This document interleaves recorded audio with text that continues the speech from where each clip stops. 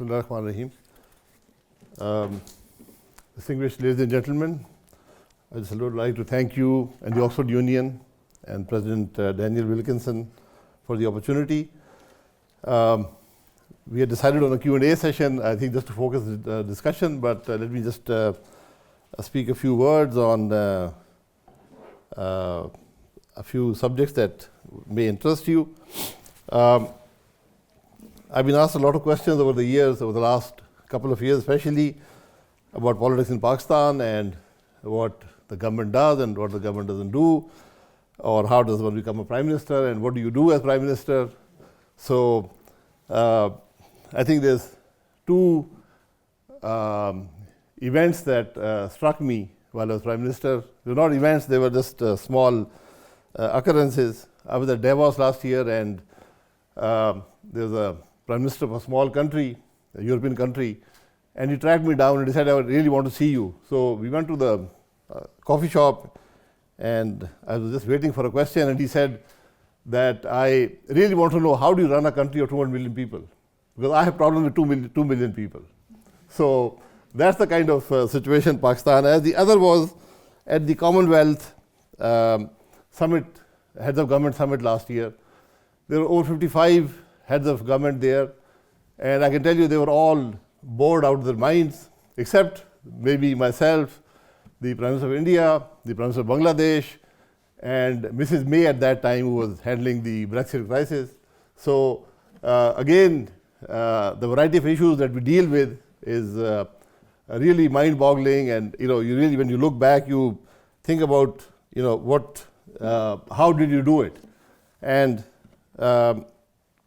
so people ask you, how do you prepare for the job? How do you do it? You really can't prepare for a job like this, especially it's really an extreme job in countries like Pakistan, which are evolving democracies. You have extensive executive powers. You deal with a very wide range of issues, from security issues to the economy, from energy to IT. Everything lands at your desk. You're dealing with local issues one day, you're dealing with foreign affairs the next day. So there's just a variety of issues that one deals with. I often am asked, what are the needs? How does one become successful in politics or as a prime minister? And I always say that you need a few things before you come into these positions, especially in our part of the world. The first thing is you must have a good education. The second thing is you must have gone through the political mill. The third thing is you must have a life experience. The fourth thing, you must have integrity and be able to occupy the high moral ground. Then you must also have a lot of common sense. These jobs are really about common sense. You must have a large heart, and you must have a thick skin, because everybody and anybody will take a swipe at you. So, and I always quote David Cameron after he lost the Brexit vote. He came out of 10 Downing and he said, every political career is destined to end in failure. So that is the actual destiny of a politician, is to really get voted out or to lose a vote and go into as part of history. And in these jobs you meet world leaders, people of great prominence, of great stature, but really when you meet them, behind the public persona, you meet a human being. That's, at the end of the day, we're all human beings, that's all, and they carry great responsibility. And you carry even more responsibility when you're heading a country which has 200 million people, or which has nuclear capability, because there are issues of great responsibility there. And these jobs carry a large, dark aspect to them, things which cannot be discussed in public and which will always remain part of history necessarily. They can't be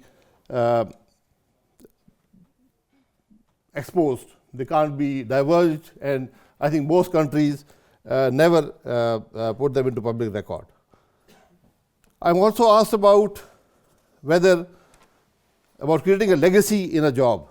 I really don't believe in a legacy. And I've also found that people who try to create legacies always fail. So it's just another job. You do your job and you let history judge what you did. Personally, and there's not much pride that one takes in these jobs, but personally I always carry great private pride in the fact that I've always stood for democracy and I've not made the compromises which have challenged democracy. Few years back, a book was written about Pakistan, a hard country. You may have read that book. I don't necessarily agree with that name, but it's a hard neighborhood. It's got Afghanistan, it's got India, it's got China, it's got Iran, it's got the influence of the Americans, the influence of the Middle East. There are substantial influences at play here. And we're also probably the only place in the world where two nuclear powers are face to face, and it's really actually a flashpoint, which we hope never happens. We hope somebody doesn't ever have to take the decision, but the nuclear flashpoint is always there. And a Prime Minister in Pakistan has to balance all these issues, all these influences, and deal with them at that level. The specific issues, I'll just wait for your questions. So if you allow me, we can sit down and discuss the specific issues, the things that people want to focus on. Thank you.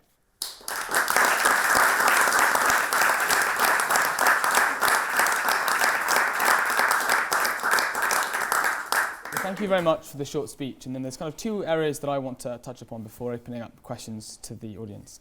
So my first question is that in light of the incidents that have taken place in Kashmir only a number of hours ago, and the accusations made from the Indian government, I wanted to look back to another accusation made by President Trump 2 years ago, when he accused your government of housing the very terrorists that we are trying to fight. Now, not just in the context of the new government, but in the context of the system at large. In light of the recent events in Kashmir, what's your response to that statement? Kashmir is the cause of the Pakistan-India dispute. There are UN resolutions that stand on how to resolve the Kashmir issue. It has not happened in the last 70 years. These events have happened on both sides of the border in the past. India has over 600,000 troops in Kashmir. We have about 200,000 troops in the same area. So it's a real flashpoint for the two militaries. We have always condemned these events, but the situation in held Kashmir, the Indian occupied Kashmir, is an organic situation. Today, Pakistan has no influence. The cross border, there's a very large fence that has been built there, and not much can be done from this side of the border. And we do not subscribe to the idea of supporting any of these events in India. Then, following on from that, I wanted to ask you an identical question that was put to you by CNN's Christina Anandpur 18 months ago. From your experiences, do you think that the Pakistani system, not just the government, but the military and the intelligence, views this terror as the existential threat? Or are you still stuck in a paradigm of thinking that India is the existential threat? No, terror is a threat for everybody, for the whole world. And Pakistan has fought a very aggressive war on terror, and we have results to show for it. And we're often accused by the Indians of supporting terror in various, and I think the statements yesterday also alluded to that fact. That is not the truth. The truth is that it's an organic situation in Indian occupied Kashmir. We oppose terrorism in all its manifestations, whether internally or externally, and we've always, I think, helped the world fight the war on terror. But then, under your government, you previously admitted to housing a number of Afghan individuals that the United States considers to be a terror threat, justifying that housing, citing the threat of India. So again, is it not the case that you do view India as a greater existential threat than terror itself? Well, to Pakistan, India is a threat. We fought 2 wars. They have nuclear capability. We've had to develop nuclear capability as a response to that. So that remains on its own. But I think terrorism is something that the whole world faces, and is a serious threat for the whole world, not only India and Pakistan. Then, are you worried that following India's statement that it would take all possible diplomatic steps to cut off Pakistan from the international community, there is a chance that the international community moves to isolate Pakistan? Well, we always feel that the issues of terrorism should be dealt at that level and not linked to the issue of the Kashmir issue. The Kashmir issue has a very simple solution, which is according to the UN resolutions. And I think that is what needs to be implemented. So linking the Kashmir issue to terrorism, which we oppose in all its forms, I think is not the correct assessment of the situation. But do you worry that the international community might move to isolate Pakistan following these incidents? Well, we always explain our viewpoint to the world. We've always done that for the last 70 years. There is acceptance of our viewpoint that the Kashmir issue should be resolved as per the UN resolutions. And we hope that the world will wake up and help Pakistan and India both implement those UN resolutions. So then you're not worried? I'm not worried to the extent that India can isolate Pakistan. India has tried that in the past and not been very successful, because I think our viewpoint on Kashmir and our viewpoint on terrorism is very clear. So if the international community did shift towards ending diplomatic relations with Pakistan, what would you think the Pakistani government response should be? No, as I said, we'll explain our viewpoint. We'll explain the background to these events and the other events that have happened in the past in India and Pakistan.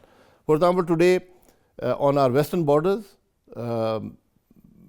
all the attacks taking place are from people which cross the border into Pakistan, and there are connections to the Indian establishment in those attacks. We've captured a spy also who was an Indian Navy officer, is operating from across the border, from our western borders into Pakistan.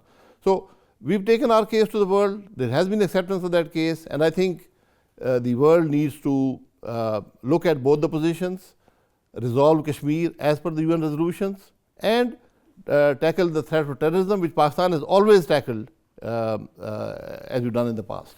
So then the United States today called for, and I quote, for Pakistan to end immediately the support and safe haven provided to all terrorist groups operating on its soil.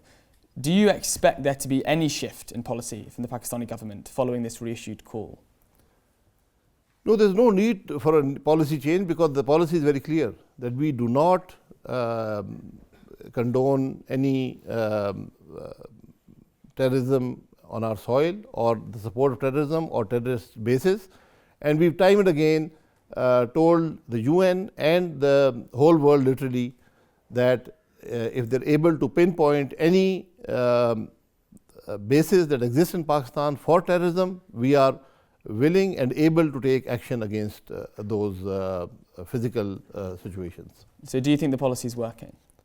The policy is working because, as I said, the whole world did not listen to us when we talked about the issue of Afghanistan, and we were accused of harboring the Taliban and of having Taliban bases inside Pakistan, and the reality was totally different. And now the world has come around to that viewpoint that Pakistan always had.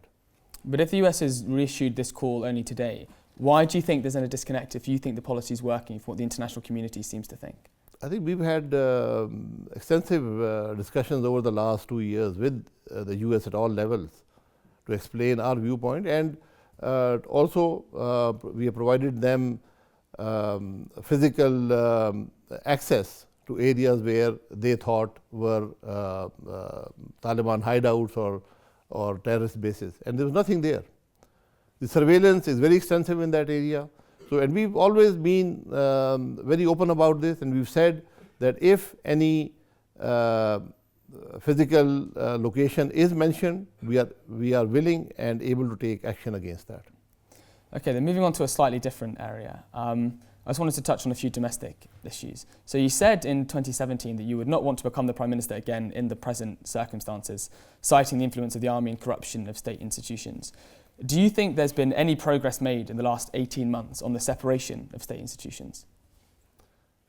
Well, I was Prime Minister. This was a question that was asked in a TV program, and Pakistan is one of the few countries where the political leadership, the ministers, and even the Prime Minister are exposed to live TV almost on a daily basis. So a lot is said in those interviews, and I did say that given the situation that exists today, I was always a reluctant Prime Minister because I was not willing to give up my private life for that position. I did not aspire to that position. I got there because of certain events. But yes, we need to fix the constitutional issues in Pakistan and how the executive operates. Because in a parliamentary democracy, there is no pure separation between the executive and the legislature.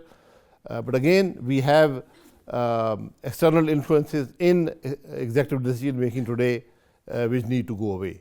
And I think that's a resolution that we've had long periods of martial law in Pakistan, of non-constitutional rule, and I think it takes time for democracy to evolve and for those influences to go away.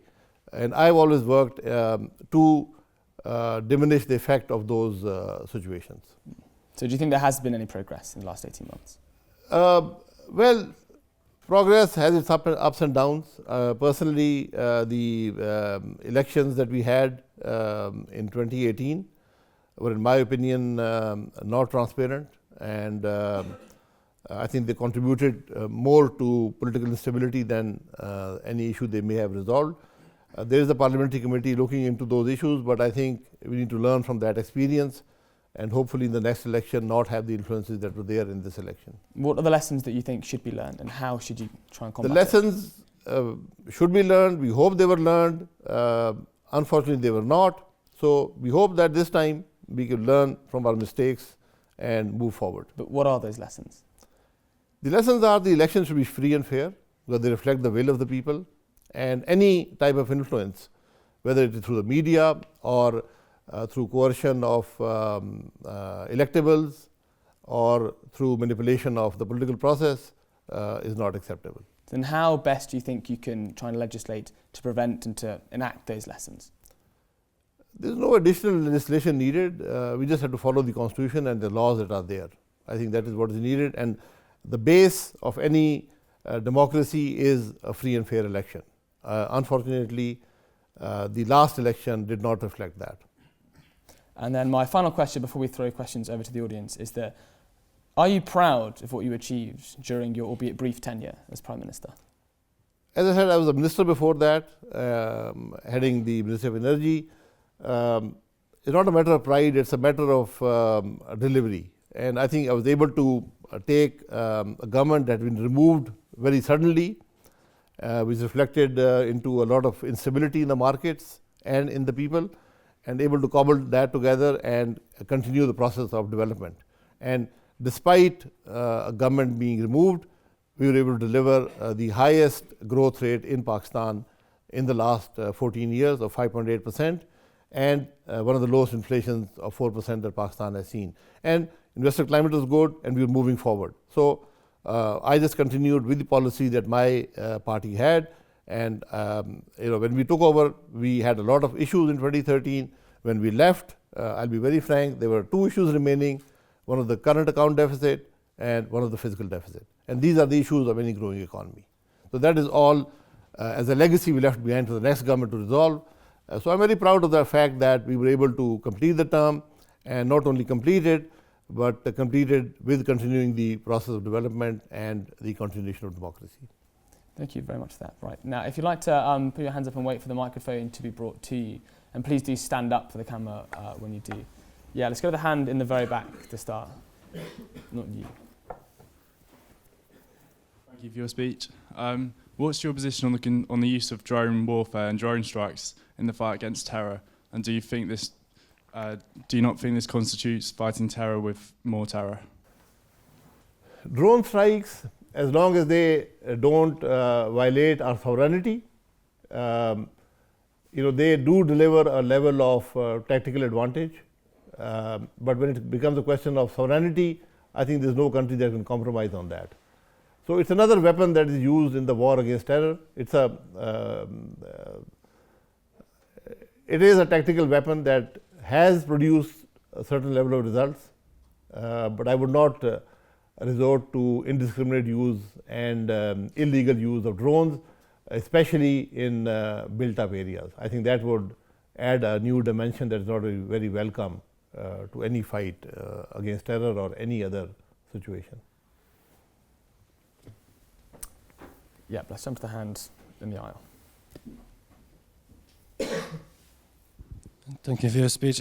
2 days ago, it was announced that Islamabad and Imran Khan's government will be hosting the next US-Taliban talks, peace talks with the Afghan government. I just wanted to ask, why didn't your government take the active steps to promote the peace talks? And the reason that Imran Khan is doing it, is it more because Trump has put pressure on the Pakistani government to do it, or is there another reason for it? And also, do you think there is any truth to the claim that Pakistan has actually supported terrorism and housed them, because Osama bin Laden was found there, the leader of the Taliban died there in 2013, and various other leaders as well. So is there any claim to that, or is it just out of air? Thank you. The issue of the Taliban is a continuous process, and our stance always has been that the Afghans need to resolve their own issues. They need to sit at the table, the Taliban and the Afghan government, and resolve their issues. Pakistan, the US, and any other influence there can only play a supportive role. And I think that stand has been vindicated. It's the stand of the government of Pakistan. It's not a political party or the current government. It's always been a stance. And today, if they're coming to the table in Pakistan, that's a good omen. And I hope that they're able to resolve their issues, because nobody is affected more by what happens in Afghanistan than Pakistan. It's a very porous, a very volatile border. There's over 60,000 people crossing every day. There's 1,400 kilometers of the border where there's not even a single Afghan soldier. So it's become a haven for drugs, for weapon running, for all sorts of illegal activities and terrorism. Before I left office, of the last 30 suicide attacks in Pakistan, 29 were committed by people who had crossed the border from Afghanistan into Pakistan to attack us. So Pakistan has never supported terrorism in any form. I think we were just maligned to a very large extent, and people started believing what they had heard. The reality is very different. In fact, we fought the war against terror on our own soil, and we defeated the same enemy on the same terrain that the rest of the world could not defeat in Afghanistan. So the reality of the war on terror and Pakistan's contribution is very different. Let's go to the hand, you sir. Thank you for your talk. I want to ask you, you've just mentioned that the 2018 elections you feel weren't free and fair. How do you feel the two elections, the 2013 elections where your party won, what was different then? Because even at that time we had mass rigging allegations. So how are these two elections different, and why do you feel that now the 2018 elections were unfair? Okay, I've contested every election since Ziaul Haq left, since 1984. So the worst elections were the 2002 elections by Musharraf. And then the 2008 was substantially better, 2013 was much, much better, and we were hoping that these elections would be substantially fair, but they were not. So in fact, in my opinion, we regressed. There were allegations of rigging or whatever in the 2013 elections. They were looked at by the judiciary, and to a certain level it could have happened at the local level, but there was no mass manipulation of the public will. This election, unfortunately, that has not been the case. Using the media, other influences, and coercion of candidates and political parties, I think it's not been a good situation. So I may be biased in my opinions, but I think I can be fairly objective and say that the 2013 election was probably a better election than the 2018 election, substantially better. And then, yeah, let's go to the hand just 2 rows in front.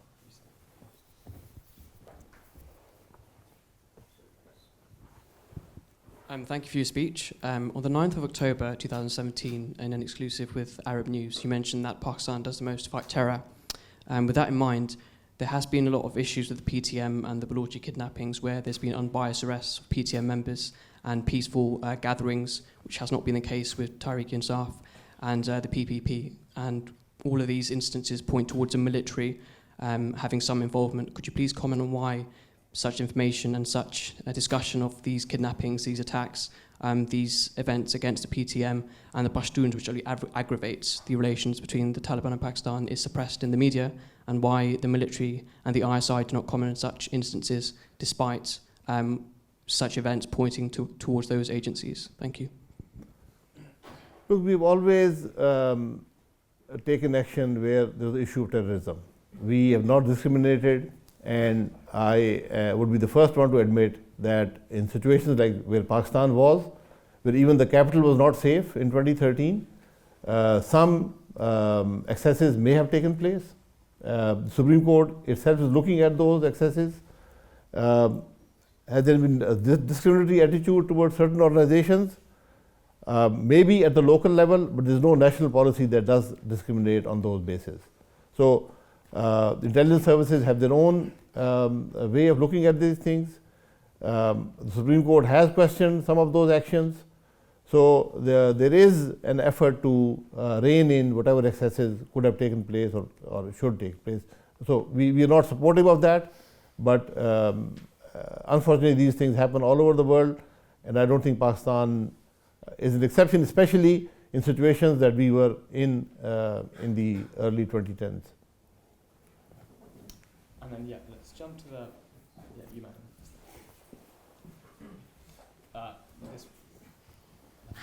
Hi, thank you for your speech, sir. I just wanted to ask you what your personal and your party's position is on the extension of military codes. Do you think they are transparent, and do you think they are fair, and do you think that the people who are trialed are given chances to defend themselves? Thank you. The military codes were put in place by our government through a consensus. It's a black law, it shouldn't exist on the books. But we had like I just mentioned, we had a situation where you needed something extraordinary to combat really existential threat from terrorism. It had reached an extent where no judge was willing to sit on the trials of these terrorists who were caught, and they were set free due to lack of evidence and lack of prosecution. So then we took this extreme step, but we put a sunset clause on it. So they expired after 2 years. They were given a 1-year extension. Now it's come up for extension again. Our viewpoint is that the government must substantiate the need for these courts through how many cases are pending. I must also say that whatever cases from these courts went to appeal before the sentences were carried out were all overturned. So there is a legal aspect to this whole situation. So I think a debate in Parliament would help resolve whether they need to be extended or not. And then, to the woman 2 rows in front. Spencer, this. Thank you for your talk. I just want to ask you that last government brought the Cpac in Pakistan, which is considered as the game changer in the not for only Pakistan but for the region. So, but here is the one allegation that is considered that Cpac was not on the equal terms, that has created the huge debt on Pakistan, and we have seen some examples when the certain ports are taken over by the China due to non-payment of the debt by other countries. So what is your take on this issue? Thank you. I think one needs to look at things in context. Cpac is basically the largest investment that's ever happened in Pakistan. The investment has come from China. The numbers are very clear. The debt has a interest charge of 2.7%. If you take the grant element out, it comes to less than 2%, maybe 1.9 some percent. We were borrowing money at 6%, dollars at 6% plus. So you can see the differential there.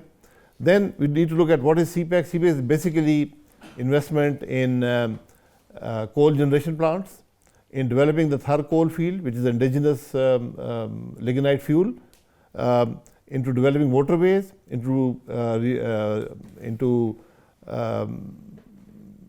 fixing the railway system, into development of the Gwadar port, into creation of special economic zones, and that is the extent of Cpac. And all of those issues really are controlled through a joint commission of Pakistan and China, and the touchstone is number one, the economic viability of the projects, and number two, the environmental sustainability. So I have personally, the Prime Minister's office personally handles this the Cpac project, and I think it is greatly beneficial for Pakistan. To compare it with what happened in Sri Lanka, I think is totally different. That was a commercial venture, not a large-scale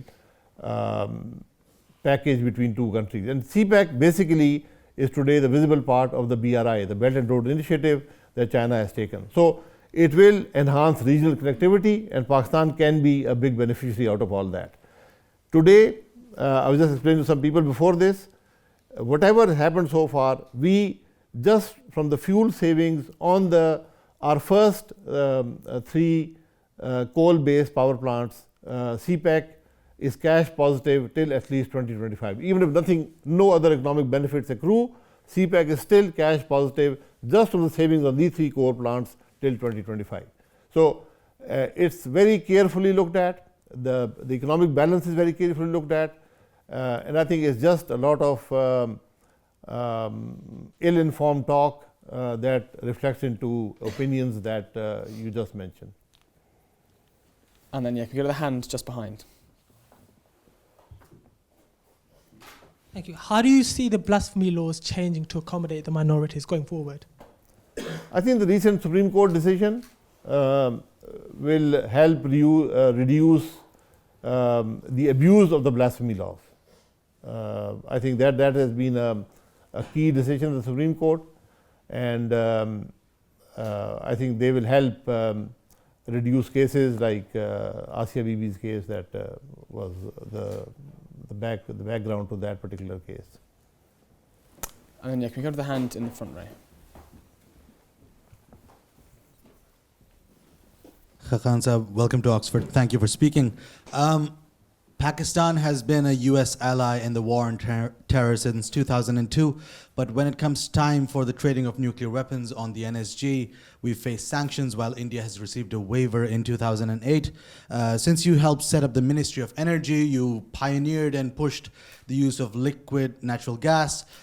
Do you think Pakistan has a future in the utilization of nuclear energy, LNG, and do you think the current government and subsequent governments can take some steps to facilitate that? I asked you this upstairs as well, but I'd like you to speak more on that. Yeah, Pakistan's primary energy mix is, we're one of the few countries in the world which traditionally has had a large, the majority of the primary energy mix came from gas. So gas was a natural solution to fixing the energy crisis. We did that. Both our pipelines from Iran, one from Iran, one from Turkmenistan, were stuck, one due to sanctions, the other due to the situation in Afghanistan. So we went the LNG route. We today in the LNG world are really the darlings of that world, and people quote Pakistan as a case study on how to do LNG. Something that was expected to take 7 years was done in 20 months, and today we've created a very extensive supply chain successfully in Pakistan, and we put in 4,800 megawatts of LNG based power within 26 months. So it's been a great success story.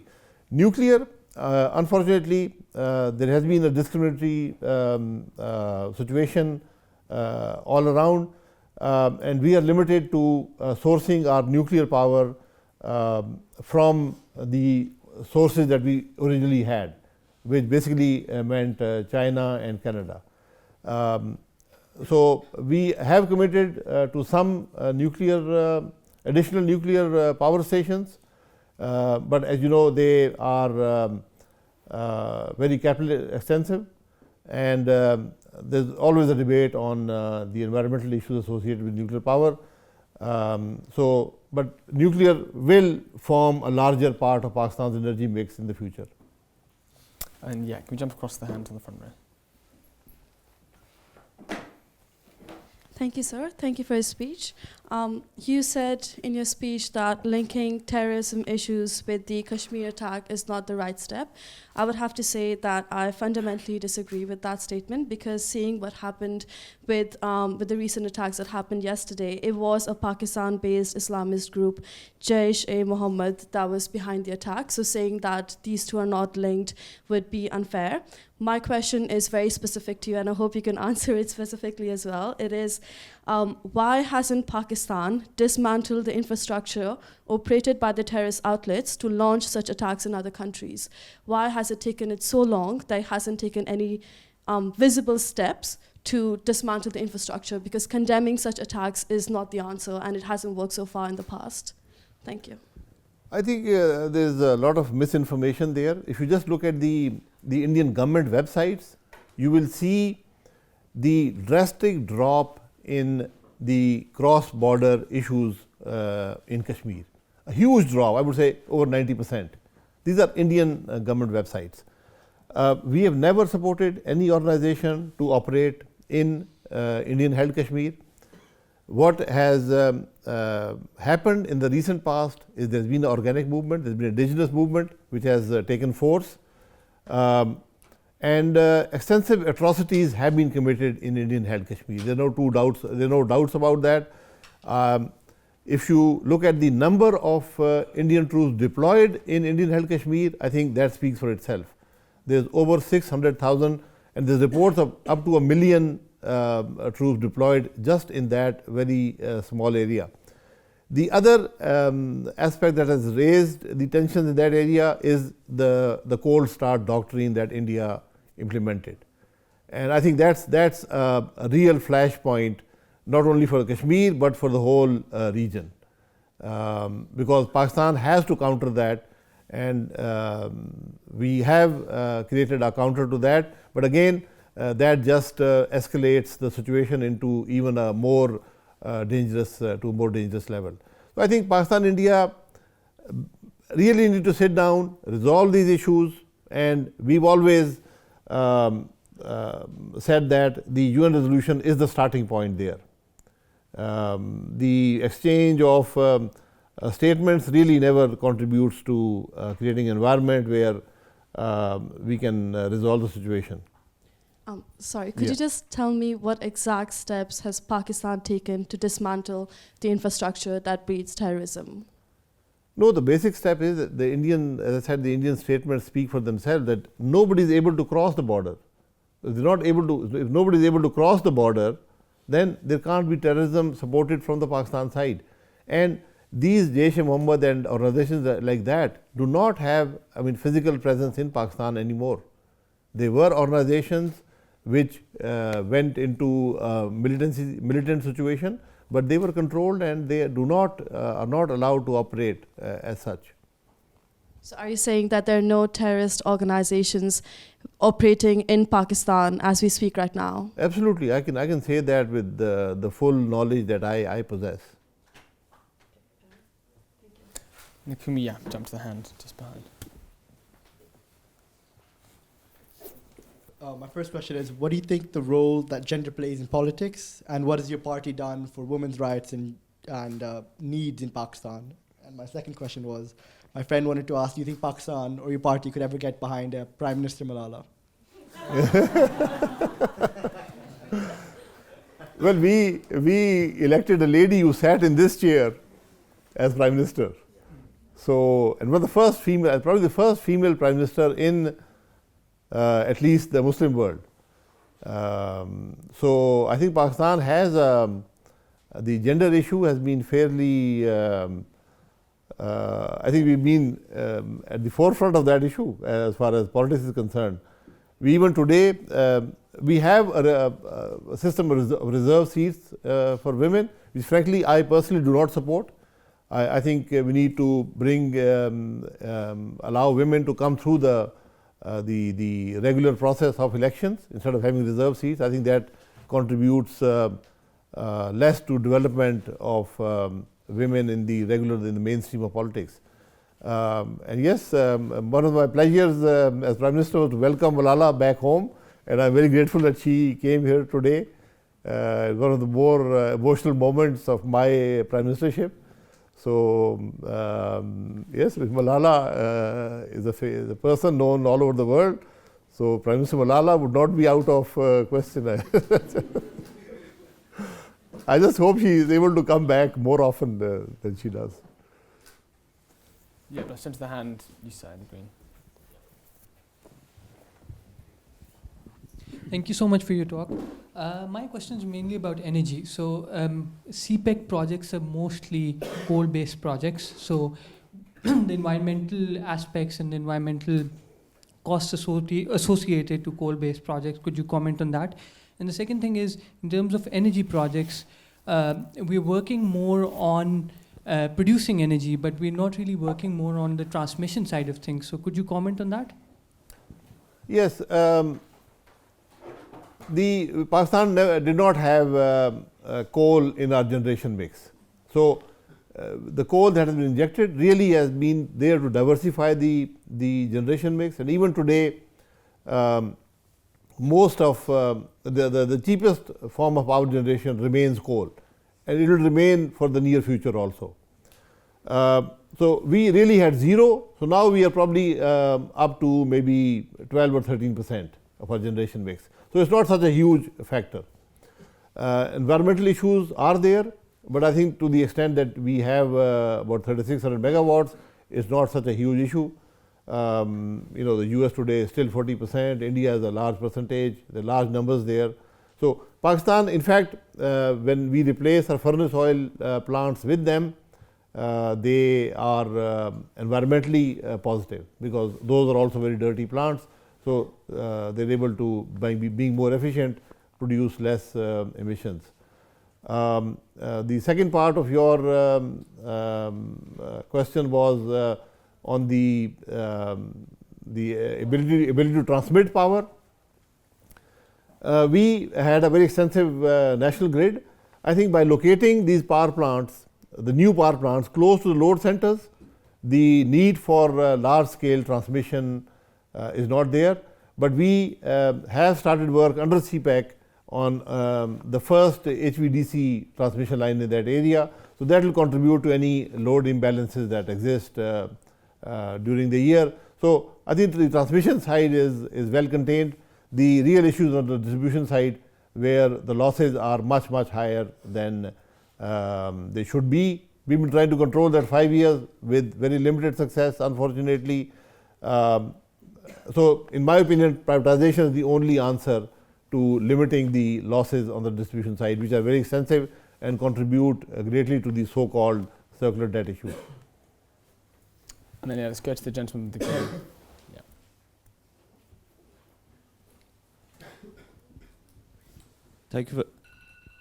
Thank you very much, sir. I'm a student from Armenia, and Pakistan is the only country which doesn't recognize my country officially, and the reason is solidarity with Azerbaijan because of the conflict between Armenia and Azerbaijan. But the irony is that Azerbaijan itself recognizes Armenia, and we have some talks between leaders. So my Pakistani friends just wonder when they will be able to visit Armenia. Meaning, like, when will you rectify your stance and recognize Armenia? Thank you.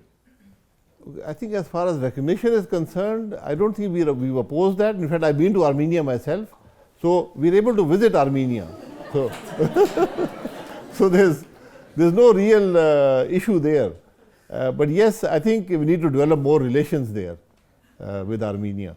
And in fact, I can, to my college days, we used to support the Armenian Student Association at UCLA. So sitting like this with the Armenian Student Association in those days, and we never thought Armenia would ever come into being, but it did. So it's a, it's a huge part of history. Yeah, let's jump to the gentleman, you sir. Abbasi, thank you very much for your time. I know you became Prime Minister in a very difficult situation because the former Prime Minister had to go and you had to take over, but you did a few good things. We should acknowledge that, especially the integration of FATA, which was long overdue. But those people are still waiting for proper empowerment. And I think you could have done something on Balochistan as well. And Balochistan is sort of pestering problem for Pakistan. And but my concern is that you politicians have to realize that Pakistan came into existence due to a political process. And if it has to stay, which it should, and if it has to progress, which it should, it will be only through strengthening your political institutions.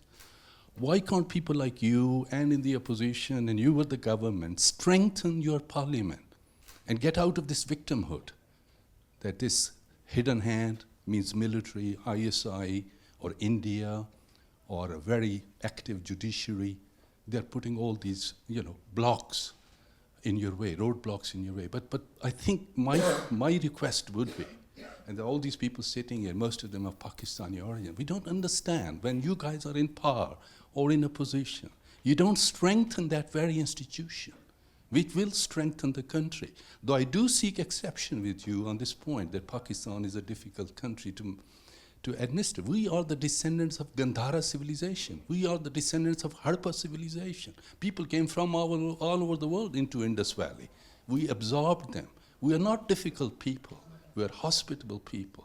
So if this state came into existence because of a political process under Jinnah and other leaders and your own party, Muslim League, why can't it put self on a political map in a very honorable and respectable way? And the only way forward is through those very political institutions, which remain very weak, especially the parliament.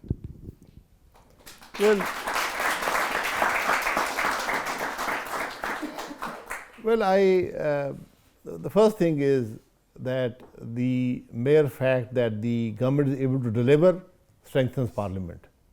So at the end of the day, it is delivery.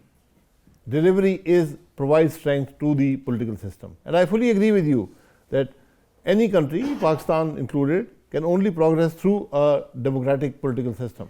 And that is what we are striving for. That is what I personally have given my life to. 32 years in politics today.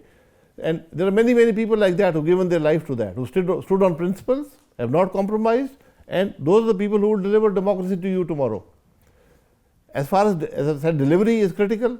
FATA is basically a question of money today. FATA, the provinces have to commit to the share in supporting FATA and bringing them at par with the rest of Pakistan. And that needed about $1 billion a year. So far, none of the provinces has committed to that.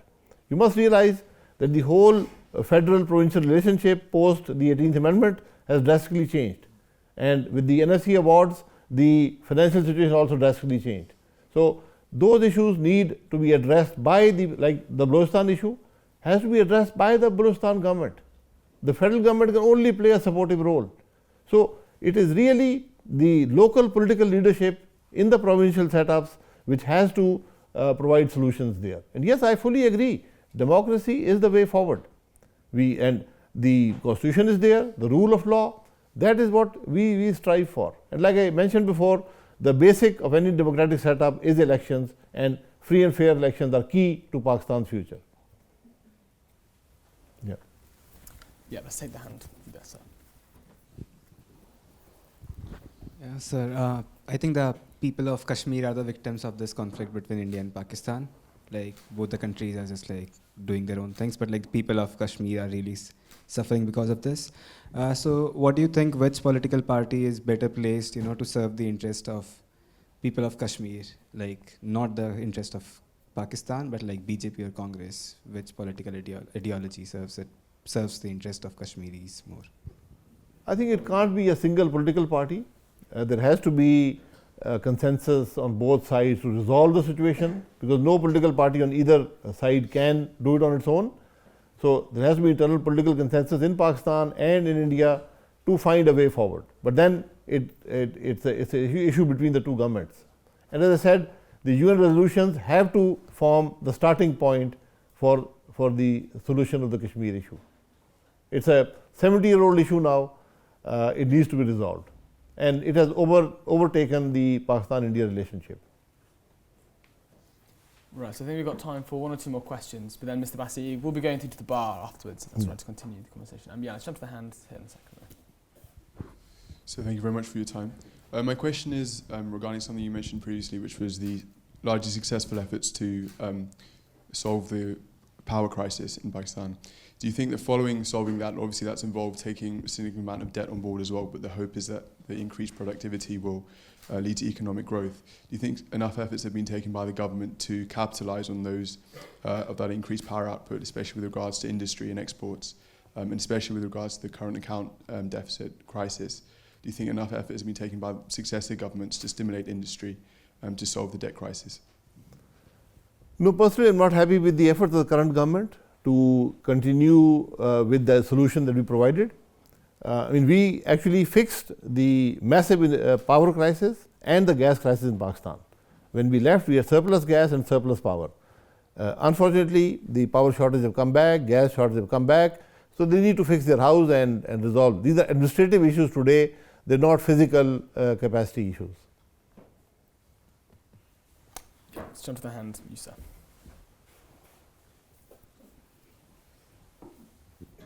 Thank you, sir. My name is Lohani. I'm from Bangladesh. My question is, we are very happy to see Mr. Khan's flamboyant slogans about turning Pakistan's economy from a feudalist, elitist economy to a pro-mass or pro-common people economy. But in the few months, there have been, disappointments reported in the media. As a seasoned political person, do you think that Mr. Khan is going to right direction for implementing his own slogans of making Pakistan's economy pro-people, pro-common people? Well, my opinion is totally biased, but but the fact is, the facts speak for themselves. No government has lost public support so fast in the history of Pakistan. And no government, no economy, the Pakistan economy has never gone down so much in so little time in the history of Pakistan. So the mismanagement or the lack of experience of the government is very, very evident now. So they need to fix that situation.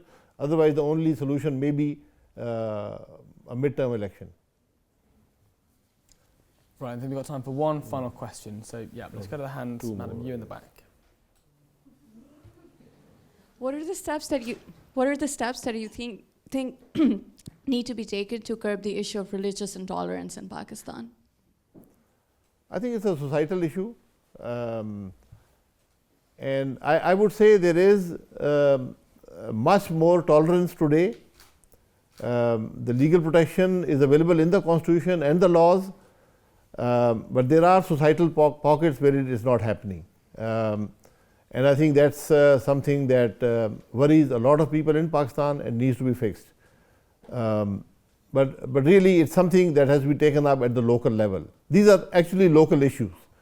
And some of the laws, the abuse of certain laws has contributed to that. But overall, I think the religious minorities have done well in Pakistan, and they've contributed greatly to Pakistan's development. So I think it's our responsibility to fix whatever their concerns may be. I think there's one more at the back. Do you want to take the one? Fine, we'll take that one final question. Okay, so for the few months that you were in power, you held a lot more National Security Committee meetings and cabinet meetings than Nawaz Sharif when he was in power.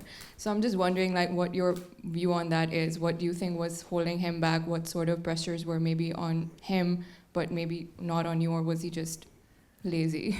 Or and then going back to the issue of the weakness of the parliament, why do you think that the Panama Papers case couldn't be resolved within the parliament itself and had to go to the courts when the opposition was ready to have talks with you guys, with your party in the parliament as well?